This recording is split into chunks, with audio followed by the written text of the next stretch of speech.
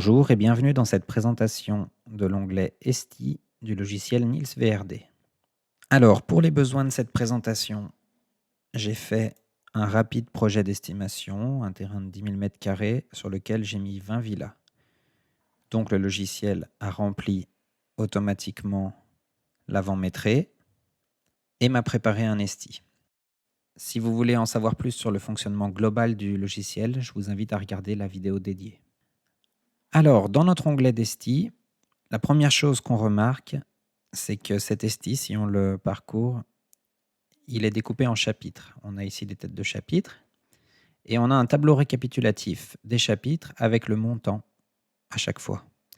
Ce tableau nous permet aussi de nous déplacer plus rapidement dans le document. Et les titres de chapitres sont bien entendu modifiables.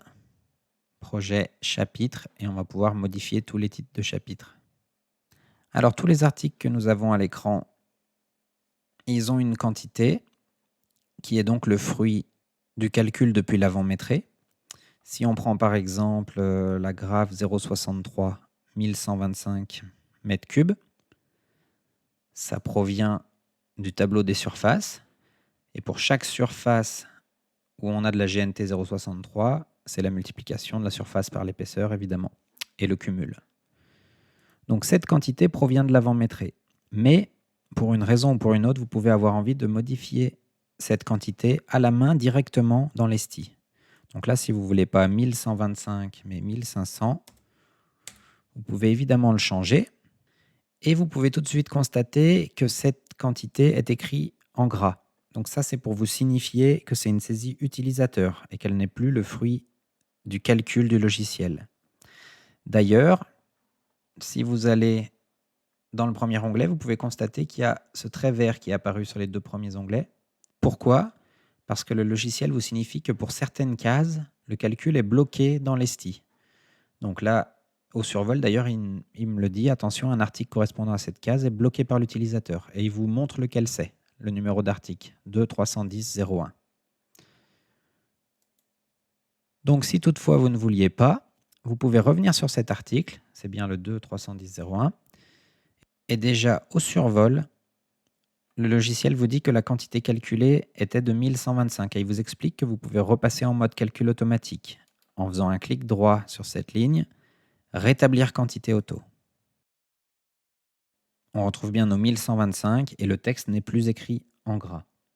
Alors la deuxième chose qu'on peut remarquer, c'est que à l'écran ne figurent que les articles qui ont une quantité, donc une quantité qui est le fruit du calcul depuis l'avant-métré. Mais il y a évidemment plus d'articles qui ne sont pas utilisés. Donc on va pouvoir faire affichage tous les articles ou CTRL-A, le raccourci, pour afficher la nomenclature globale de tous vos articles. Donc là, on est sur une nomenclature bien plus imposante et il y a certains articles qui ont une quantité et beaucoup qui sont à 0. Vous voyez aussi que certains articles sont écrits en noir et d'autres en rouge. Les articles écrits en noir, c'est ceux qu'on appelle intelligents, c'est-à-dire qu'ils ont des liens vers l'avant-métré, qui sont susceptibles d'être enseignés via l'avant-métré, alors que les articles rouges sont des articles qu'on appelle complémentaires, dans le sens où ils n'ont aucun lien vers l'avant-métré, ils sont juste là à disposition si vous voulez les utiliser. Si vous voulez provisionner pour une étude géotechnique G3, vous en mettez une, vous validez. On repasse en affichage normal et je retrouve bien maintenant mon étude géotechnique. Si vous cherchez un article spécifique, vous pouvez une nouvelle fois afficher tous les articles et utiliser notre outil de recherche. Si vous recherchez par exemple un potelet,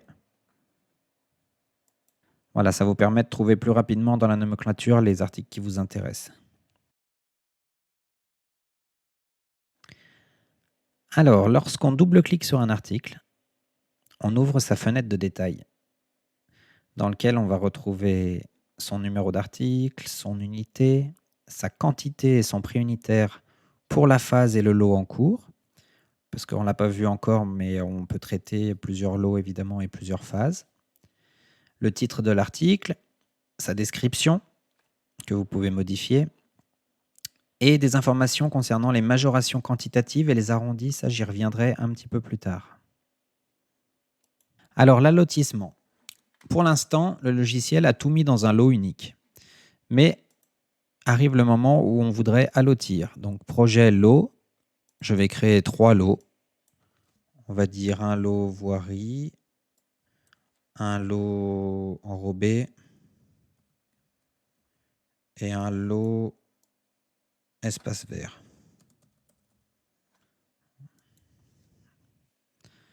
Voilà, donc vous pouvez voir tout de suite qu'il y a un petit tableau qui apparaît avec mes 3 lots. Pour l'instant, l'intégralité de mon projet est dans le lot 1 puisque je n'ai pas encore alloti, il est dans le lot voirie.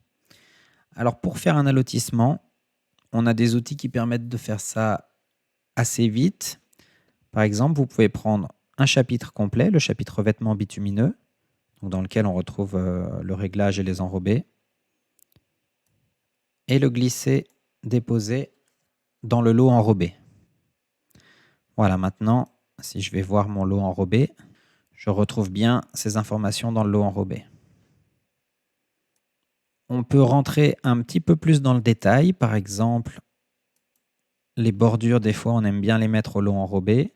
On peut prendre un article spécifique, faire un clic droit, allotir, et l'envoyer vers le lot de notre choix. Maintenant, si je vais dans le lot enrobé, je retrouve bien mes bordures et l'ensemble du chapitre revêtement bitumineux. On peut aller un petit peu plus loin encore, c'est que maintenant, si on ouvre le détail de cet article, les bordures, donc tout à l'heure la fenêtre était comme ça, maintenant qu'il y a plusieurs lots, on a cette partie qu'on peut consulter, qui est la répartition de l'article dans les différents lots du projet. Donc là, je l'avais mis intégralement au lot 2, mais je pourrais choisir d'en laisser une partie au lot 1 si je le souhaite. Donc là, mon article est inscrit en gras puisque volontairement, j'ai saisi un cumul qui est différent de la quantité calculée. D'ailleurs, vous voyez aussi que dans la liste des chapitres, les titres de chapitres dont un des éléments est bloqué sont aussi inscrits en gras. Voilà.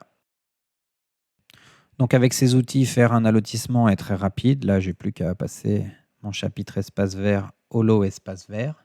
Et mon allotissement est fait. Alors, de même qu'on a géré les lots du projet, on va pouvoir gérer l'aspect phase et tranche du projet. Donc depuis cette fenêtre, on va pouvoir créer des phases et des tranches dans une limite de 20.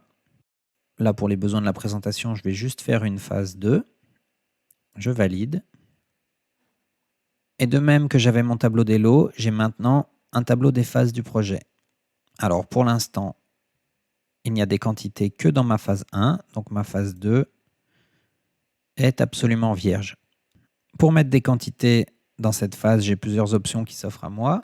Soit je vais choisir de repartir d'un module d'estimation de voirie ou de bâtiment, soit je vais choisir de travailler directement depuis l'avant-maîtrise, soit je peux aussi travailler directement depuis l'ESTI. Je n'aurai plus qu'à afficher tous les articles et à piocher directement dans ma nomenclature. Donc, moi, je vais juste saisir un petit peu de voirie, 200 mètres carrés de voirie. On pourrait dire que c'est un parking attenant à la promotion immobilière. Voilà, et maintenant, j'ai bien des quantités dans ma phase 2. Je vais repasser en affichage normal.